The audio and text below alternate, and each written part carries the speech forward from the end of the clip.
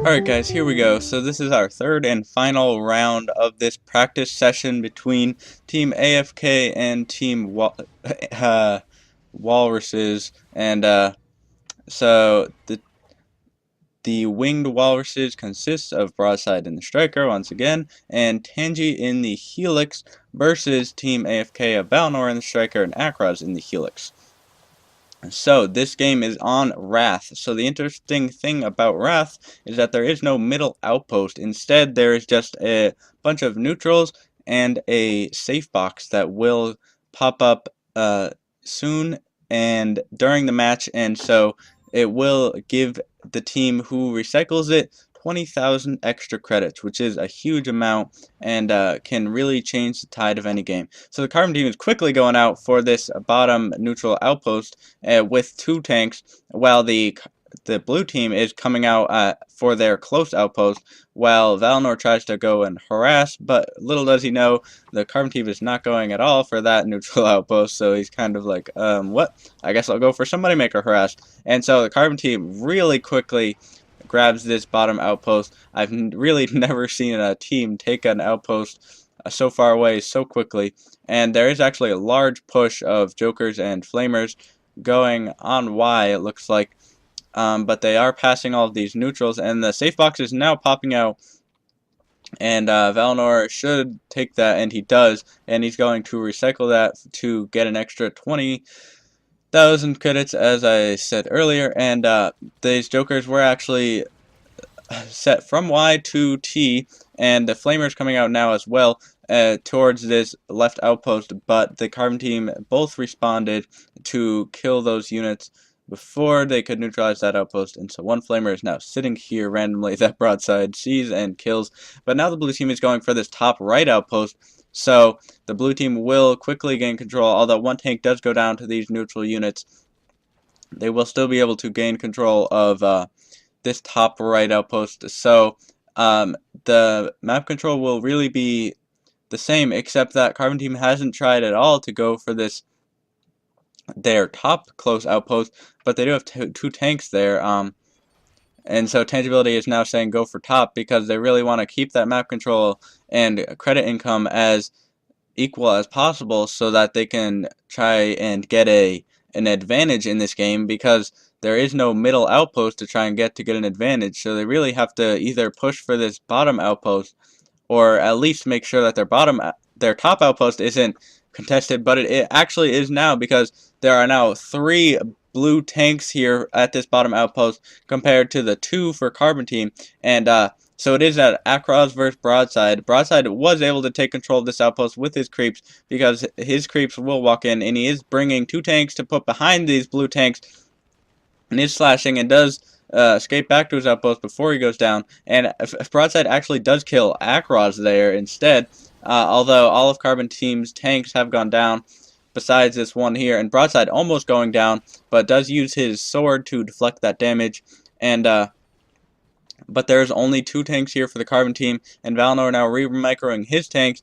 Broadside desperately trying to gain control of this outpost with some creeps, but Flamers do go in for Valinor, and so the blue team will probably, they do take control of this outpost, and all of the tanks do go down of the Carbon teams, and Broadside does go down in that exchange as well, and now Tangibility is kind of, he realized he took a little bit too much time going to wait to go for that top, because now blue team was able to take this top right outpost and quickly ferry over to this top outpost before the Carbon team could grab it for themselves. So now the blue team has a huge advantage in map control, and so Tangi wants some artillery at top now that they lost it, and so Broadside does have the artillery in this team, so the Carbon team isn't really doing anything productive. Broadside does kill Valinor while he was trying to scout, but they aren't really bringing out any units or doing any major pushes, which is kind of unusual for a team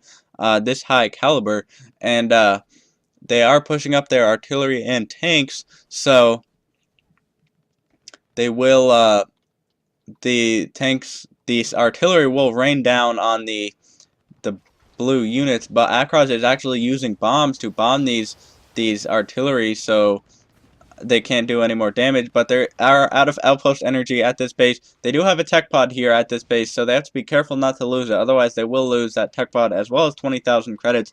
And Valinor does kill Tangibility. And Tangi says, do guard from bombing, so giving a lot of direction this game to Broadside. And Akroz actually does go down to Broadside while he's trying to do a bombing run, because he is a hawk and he doesn't have much damage resistance. Although almost all of this artillery has now gone on to these bombs, because Valinor and Akroz both have bombs in their loadout. So there's only one artillery left, and Akroz doing more bombs at these Seekers, and there are no healing units out. But Broadside does help these Seekers kill Valinor. So the Carbon team is slowly advancing, although they are losing a lot of units, and some fixers now do go out to heal these damaged units that were damaged from the bombing. And Akroz now doing some Joker harass, but Tangi has bombs to quickly clean those up, and there are tanks at their base. But it looks like there is a blue push of, nope, just creeps. And there is a lot of defense here, but in the meantime, well, the Carbon team is occupied up here trying to grab this outpost. Akroz is actually ferrying over tanks to this bottom left island, and Broadside is really the only one here. Valinor's, or I should say Tangibility is way up here fighting with Valinor, and so now it's like almost like two 1v1s on the same map. This map is so large that this actually can happen, which is a little funny. And Akroz does go down to Broadside with those Seeker missiles following, so now he will be able to finish off the rest of the tanks here, although a lot of his tanks also went down, and he does have 3 Blaster Guardians, so he will be able to quickly kill all of these tanks. But it is quite a stalemate here for Tangibility and Valinor, because they are both doing bombing runs, and Valinor are now actually building a Goliath. And so Tangi has not been able to push up any more than he did previously before Broadside had to go and respond to Akroz's push towards his bottom left island, and Akroz doing a base drop, but no damage has yet gone down because they are able to block with tanks. But now there is a Goliath spearheading this creep up of units. So now Carbon does have to retreat because they have lost a lot of units already to this bombing, and Akroz is pulling more tanks up to distract this Carbon team, and so a lot of tanks moving up here. There are 2 Goliaths here, along with a lot of lighter tanks, as well as some Seekers, and tanks being put in the front lines. And Carbon has been pushed all the way back to their base, and there's a great line of tanks for the blue team. Tangi trying to bomb and use his Helix rockets, and is actually very successful. He does kill 3 tanks. Oh, actually only 2, and Valinor was able to micro that one away right before Tangi killed it. And Tangi, Broadside I should say, is now putting up some more artillery, although there is a Sonya out in the field. So was Carbon Team actually able to kill their tech pod? I don't see Blue's tech pod anywhere. Or maybe it was put up here. Yes, it was put up here for more defense, just in case they lost this outpost. So no fear of that going down, unlike the Crater game.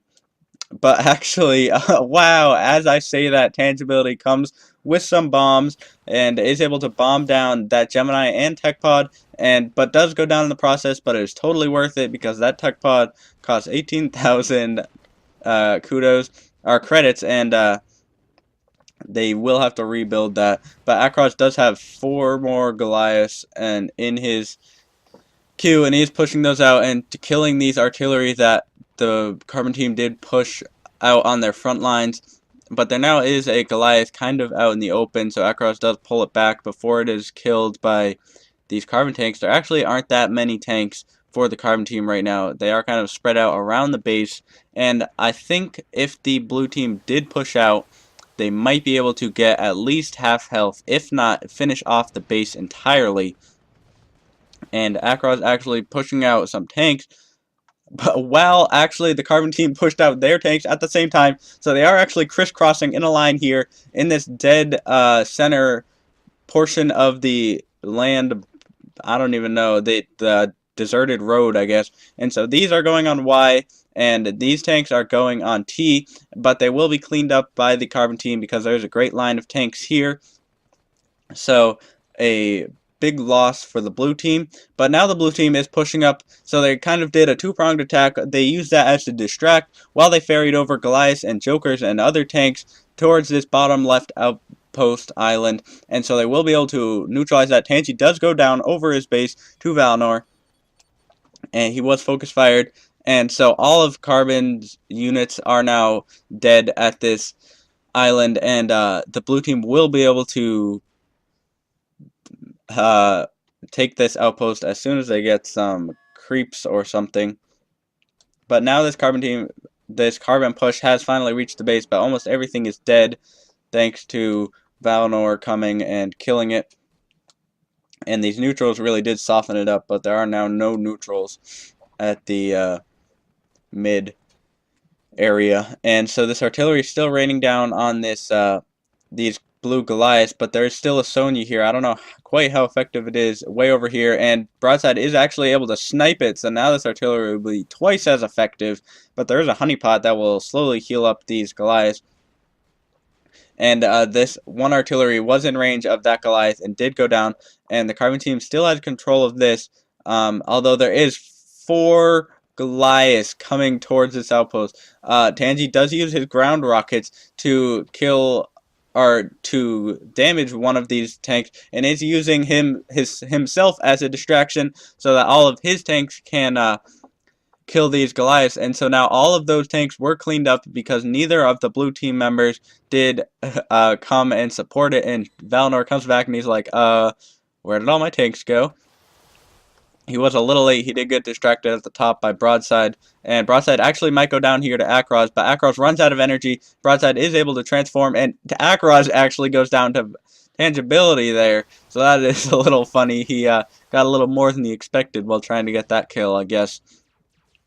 And so now the Carbon team has a great opportunity to kind of counter push because the blue team has lost a lot of their units, and Valinor has a lot of money, but Akroz does not, and both of the Carbon team members have a lot of money.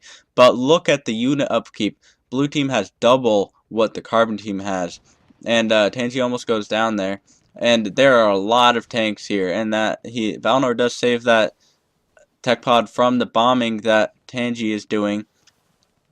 And has another Sonya been built yet? I don't think so. I don't see a Sonya out here. So, but there is a Bertha for the blue team, and there is not a jammer in the Carbon team loadout, so this Bertha will wreak havoc on these units. And actually, it looks like all of these units are already almost dead. That final artillery does go down, and it looks like we have here another 4-tank push of the Carbon, kind of a desperation push. Valinor doesn't even bother to land and finish it off because he has built some defenses. Akroz did go down there to Broadside, and Akroz is actually landing to kill those units. Broadside might go down again, but Tangi body blocks for him and makes Valinor run away before he dies, like Akroz did earlier. And but now the blue team has a great line of tanks here and artillery that will just rain down on these Carbon defenses, and all the Carbon team has left is their close outpost. And they are able to snipe one Goliath there using their teamwork, double Lexi mechs, and but the blue team has such an advantage that doesn't even really matter. And Valinor, in the meantime, is pushing out a lot of tanks toward this final Carbon outpost. They are trying to get the domination state here, and so Valinor will probably be able to, unless the Carbon team comes to respawn. But now the Carbon team is pushing all of their tanks here on Y. Valinor does see this and goes back to his outpost. What does he have in his loadout? He does have one Goliath, but they are unit capped, so they can't build any more units until Valinor gets these generators out on the field. He does actually sell his lunchbox, which is a little interesting because they did have 2.